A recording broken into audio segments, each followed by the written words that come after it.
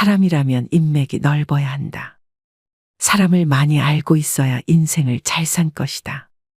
예전부터 많이 들었던 말들이었습니다. 친구를 잘 사귀어야 한다는 말도 있죠. 이러한 말들이 틀린 말은 물론 아닐지도 모르겠습니다.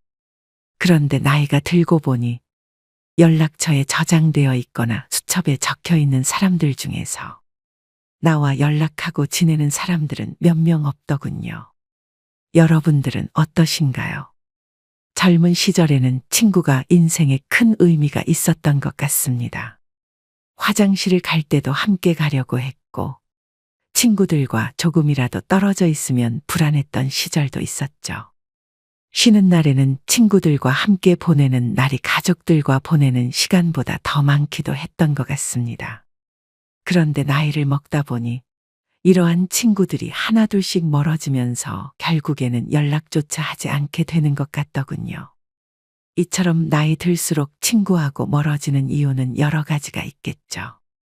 젊어서는 친구가 가족보다 소중하고 친구들과 교감이 필수였기도 했을 것이고, 경제 활동을 하다 보면 정보도 필요하고 또 중요한 정보를 공유하기도 했을 겁니다. 게다가 어릴 때는 외톨이나 왕따를 당하는 게 제일 두렵기 때문에 젊어서는 친구와 더불어 살아야 되는 것이 바로 이유였던 것 같습니다. 그러나 이제는 나이가 들다 보니 이런 친구들이 필요 없어지게 되더군요. 여러분들도 그렇게 생각하시나요? 심리학으로 유명한 한 교수께서는 친구라는 건 살아가는데 필요한 수단일 뿐, 친구 그 자체가 목표는 아니라고 말씀하셨습니다. 자연스럽게 친구와 멀어지는 것은 어찌 보면 당연한 결과라고 할 수 있겠습니다. 그래서 오늘은 나이 들어서 친했던 친구도 불편해지는 3가지 이유에 대해 이야기해 보겠습니다. 첫 번째로 불편해지는 이유는 나이가 들면 가르치려고 하기 때문입니다.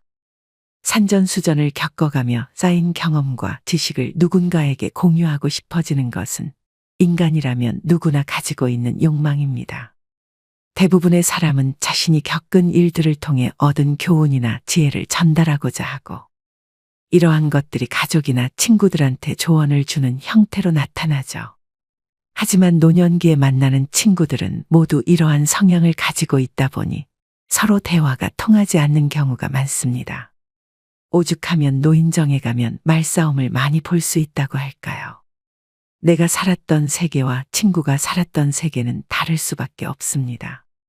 또한 나이가 들면서 성격을 바꾸기 어렵고, 우리는 우리의 의견에 더 집착하게 되며 이는 종종 오랜 친구들 사이에서도 의견 충돌로 이어지죠. 한때는 가치관을 공유했던 친구들 사이에서도 세월이 흐르면서 각자 다른 방향으로 성장하고 변화합니다.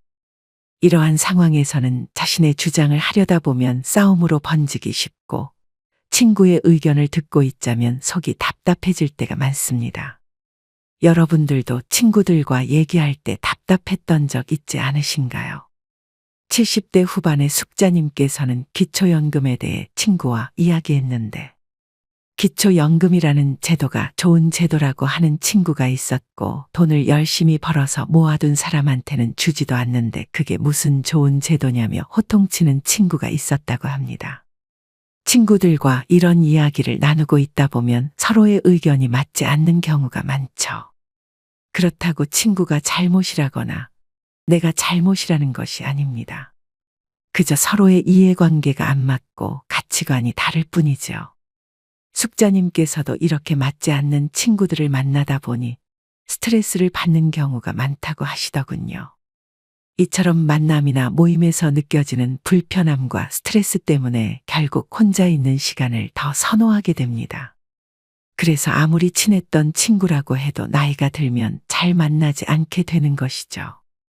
가벼운 주제로 이야기를 꺼냈을 뿐인데 서로의 의견이 일치하지 않아 언성이 높아지는 것은 생각보다 흔한 일입니다.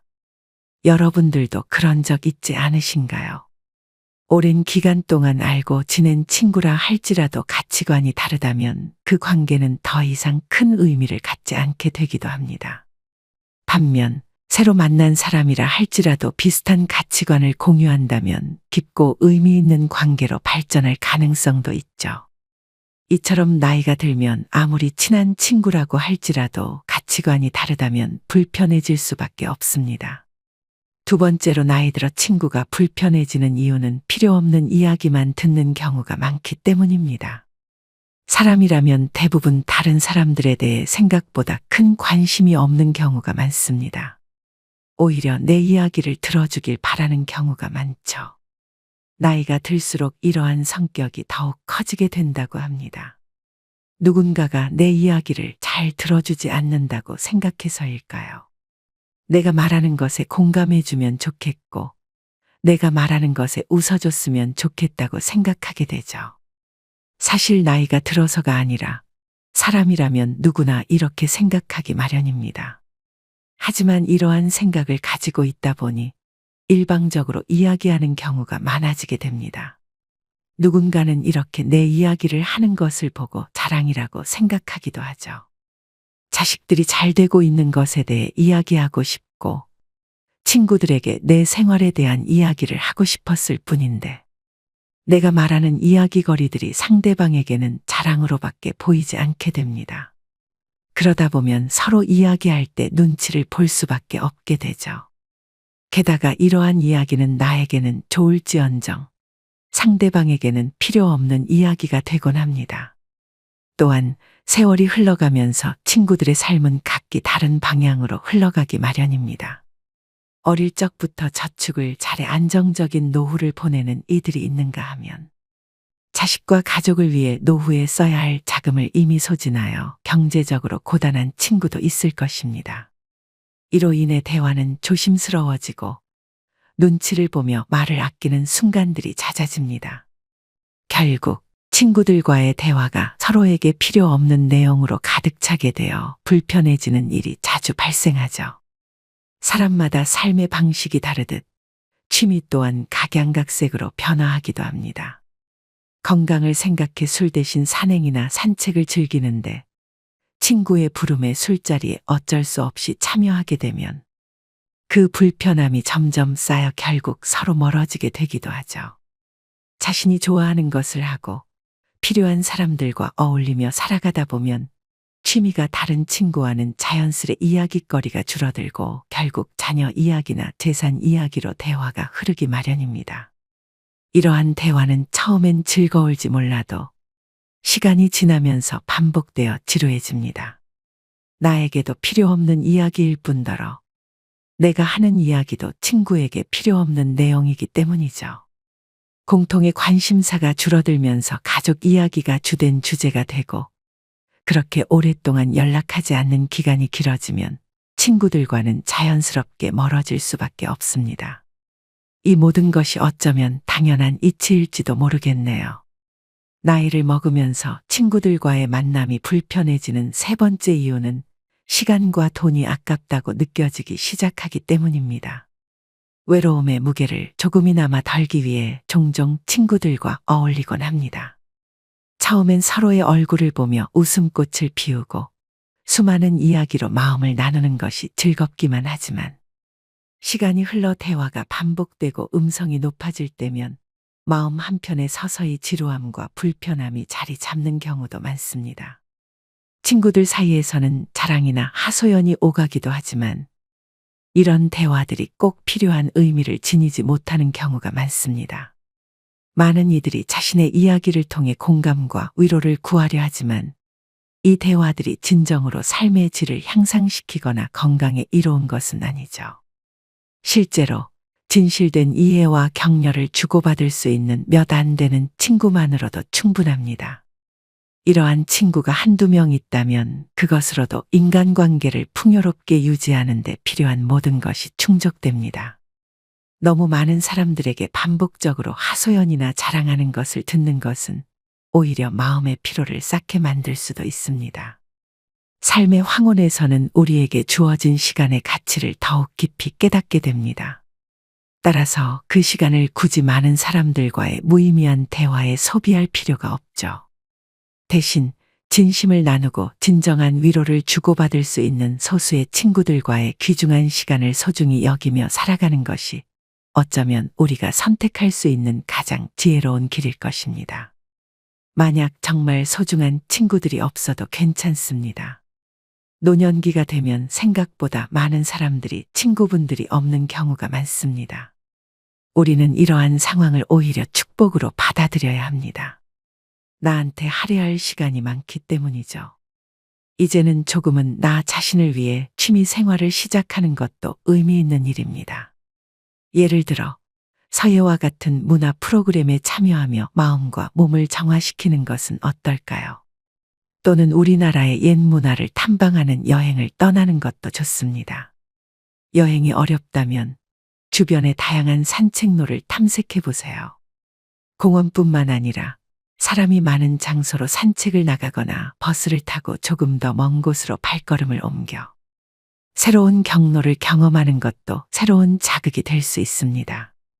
이렇게 바쁜 일상 속에서 취미 생활을 즐기고 가족을 챙기다 보면 친구를 만나는 시간이 아깝게 느껴질 수 있습니다. 인생은 생각보다 길지 않으니 이제는 나를 위한 삶을 살아야 합니다. 나를 속이고 불편하게 만드는 관계가 혹시라도 있다면 과감히 정리해야 하죠.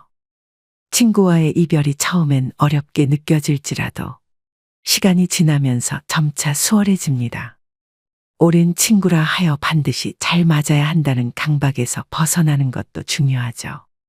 우리는 때로는 변화하는 마음을 받아들이고 살아야 하며 불필요한 스트레스로 인한 관계를 고수할 필요는 없습니다. 이 과정을 통해 결국 남게 되는 것은 몇 안 되는 진정한 친구일 것입니다. 친구의 유무에 연연하지 않고 자신의 소신대로 인생을 살아가는 것이 가장 건강한 방향일 것입니다. 우리는 친구 없이도 행복할 수 있음을 배우며 일상 속 작은 것에서 기쁨을 찾아 살아가는 것이 중요할 것입니다. 여러분은 주변에 지금 친구가 많이 계신가요? 저는 살다 보니 친구가 주변에 많이 없게 되더군요. 새로운 지역으로 이동할 때마다 새로운 만남, 새로운 인연이 기다리고 있었습니다. 한때는 정말 친했던 친구였지만 몸이 멀어지니 연락도 뜸해지고 어느 순간부터 서로 안부만 묻는 사이가 되더군요. 그리고 오랜만에 만나게 되면 어떻게 지내는지 이야기를 묻곤 하지만 결국 자기 자랑을 늘어놓거나 자식 자랑을 늘어놓는 경우가 많았습니다. 물론 다양한 이야기거리로 수다를 떨기도 했지만 자신의 이야기로 귀결되는 경우가 많더군요. 친구들을 만날 때마다 이러한 상황이 반복되는 것 같았습니다. 그러다 보니 자연스럽게 친구들과의 만남은 줄이고 취미 생활에 더 시간을 쏟게 되었죠. 이제는 자주 만나기보다는 가끔 만나면서 그 사이에 모은 다양한 이야기거리와 흥미로운 주제를 나누게 되었습니다. 뉴스에서 다루는 주제나 동네 소식을 나누며 서로의 취미에 대한 이야기도 더 많이 하게 되었습니다. 처음엔 친구들과 자주 만나지 않으면 외로울 것이라 생각했지만 오히려 마음이 상쾌해지고 유익한 점이 많았죠. 결국 친구가 많지 않아도 깊이 이해하고 소통할 수 있는 몇몇 친구가 있다면 그것으로 충분하다는 것을 깨달았습니다. 게다가 친구 관계가 나한테 꼭 이로운 부분만 있는 것은 아닌 경우가 많습니다. 친구에게 들은 70대 초반의 김 씨께서 겪으신 이야기만 들어도 그렇습니다. 김 씨는 평생을 친구들과 두텁게 지내며 많은 시간을 함께 보냈습니다. 그는 매주 탁구 클럽 모임을 가지고 매달 산악회 활동을 했으며 종종 친구들과 여행을 다녔죠. 이런 활동들이 그에게 큰 즐거움을 주었다고 할 수 있지만 시간이 흐르면서 친구들 사이의 관계가 변하기 시작했다고 합니다. 김 씨의 친구들 중 일부는 서로를 비교하고 자신의 성취나 자녀의 성공에 대해 과시하곤 했다고 합니다. 모임이 진행될수록 대화는 자랑과 경쟁의 장이 되어갔고 김 씨는 그러한 대화에서 점점 지쳐갔죠. 결국 그는 친구들과의 모임이 자신에게 스트레스를 주고 있음을 깨닫고 차차 모임을 줄이기 시작했다고 합니다. 이와 같이 김 씨는 노년기에 이르러서야 친구 관계에서 오는 스트레스와 에너지 소모가 자신의 삶의 질을 저하시키고 있음을 인지하게 되었다고 하죠. 그는 이제 더 이상 친구 관계를 유지하는 데 큰 가치를 두지 않고 대신 가족과 더 많은 시간을 보내며 자신의 취미에 집중하는 삶을 선택했다고 합니다. 여러분은 이런 경험이 있는 분들이 주변에 있으신가요? 생각보다 우리 주변에는 자신의 이익을 우선시하는 사람들이 넘쳐나는 것 같습니다. 사람들을 만날 때에도 그 사람과 생산적인 활동을 하려는 게 아니라 그저 감정 쓰레기통으로 보는 경우도 많죠. 이런 사람들과의 만남은 우리의 에너지를 소모시키며 소중한 시간을 허비하게 만들기도 합니다. 시간이 흘러 우리의 나이가 들면서 친구와의 만남이 자연스레 줄어드는 것은 피할 수 없는 일입니다. 혼자만의 시간이 많아지는 것은 어찌 보면 당연하게 찾아오는 것이겠죠. 그렇다고 해서 이렇게 혼자만의 시간이 많아지는 것이 불행한 것은 절대 아닙니다. 오히려 축복에 가깝다고 봐도 좋겠죠. 혼자서 생활하더라도 충분히 행복하게 지낼 수 있으며 행복한 노후 생활을 보낼 수 있습니다. 혼자 살아도 행복하게 사는 두 가지 방법에 대해서 짧게 소개해 드리겠습니다. 첫 번째로 여러분들의 인생의 주인공이 되어 보세요. 흔히들 회사에서 주인의식을 갖고 일하라는 말을 많이 합니다. 하지만 진정한 주인의식은 바로 자신의 인생에 가져야 하죠. 많은 사람들이 외로움을 달래기 위해 억지로 사람들을 만나곤 하지만 자신의 삶을 진정으로 즐기는 것이 더 중요합니다. 또한 가족을 위해 억지로 삶을 살기보다는 현재 자신의 상황에서 행복을 느끼며 살아가는 것이 중요합니다. 행복은 결국 마음가짐에서 비롯되기 때문이죠. 자신의 삶을 주인공처럼 살아가려면 자신만의 취미나 관심사를 발견하고 그것에 몰두하는 것도 좋은 방법입니다. 예를 들어 정원을 가꾸는 일은 매일을 풍요롭게 하고 자라난 채소로 만든 식사는 일상에 큰 만족을 줄 수 있습니다. 이처럼 소소한 일상 속에서 즐거움을 찾는 것이 혼자 사는 삶을 보다 행복하게 만듭니다.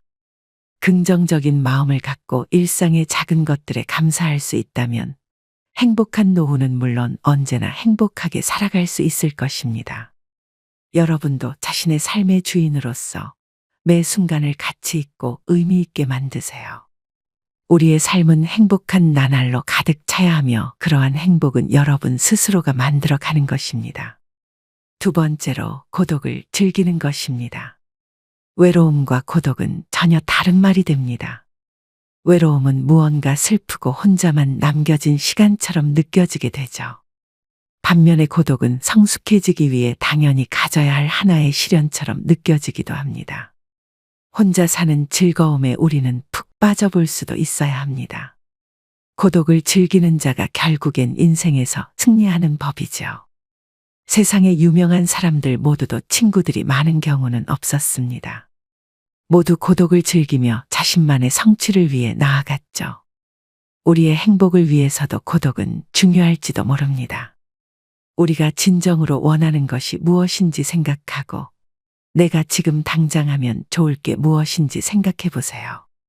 고독을 통해서 우리는 내면적인 성장을 이룰 수 있을 뿐만 아니라 내가 가고자 하는 길을 명확하게 파악할 수 있게 되기도 합니다. 고독은 심지어 24시간을 나를 위해 투자할 수 있는 기회를 마련해 주기도 합니다. 젊은 사람들은 하루를 악착같이 살기 위해서 이렇게 많은 시간을 자신을 위해 쓰지 못합니다. 심지어 회사에서 상급자들이 술자리에 부르기 때문에 개인적인 시간도 많이 빼앗기게 되죠. 반면에 우리는 온전히 우리의 시간을 나를 위해 사용할 수 있습니다. 이렇게 생각만 해보더라도 얼마나 행복한 생각인가요? 하루하루 고독을 즐기며 스스로 발전해 보려고 노력해 보세요. 노후가 다가왔다고 해서 노후 준비를 안 할 필요도 없습니다. 금융지식을 공부하며 내 자산을 불리기 위한 공부도 정말 좋을 것입니다. 내가 지금 가지고 있는 재산을 안전하게 불려나갈 수 있는 방법을 공부하다 보면 시간 가는 줄 모르고 재밌게 노후를 보낼 수 있죠.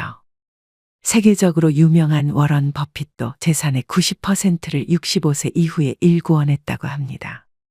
고독을 즐기며 자신의 발전을 위해 시간을 사용해 보세요.